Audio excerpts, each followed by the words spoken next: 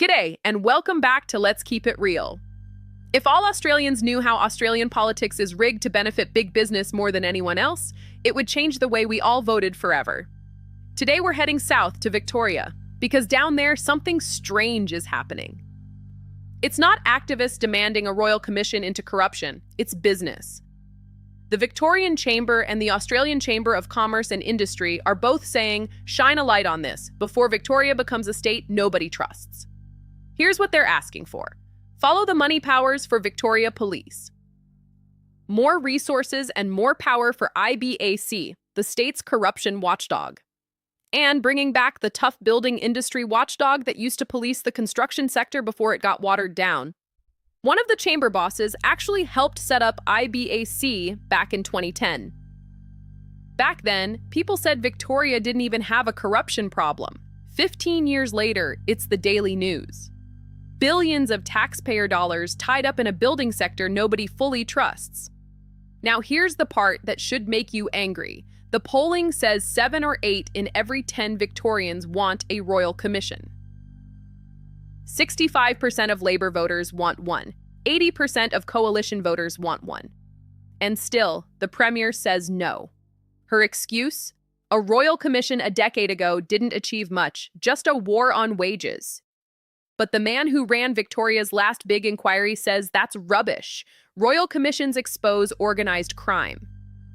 They get corrupt operators and the officials who protected them under oath. And here's the story that says it all. A medical clinic in Carlton had a man loitering out front, acting suspicious. They called 000. Police told them officers might or might not turn up. So in desperation, they rang someone else down the road, the CFMEU. Union workers ran out, chased the man off, job done, faster than the police. Now think about that. In parts of Victoria, a union has effectively replaced law enforcement. And both major parties know it, and neither one wants to touch it before an election. So who actually fixes this? Not Labour, not the Liberals. Both have spent decades inside a system that protects itself.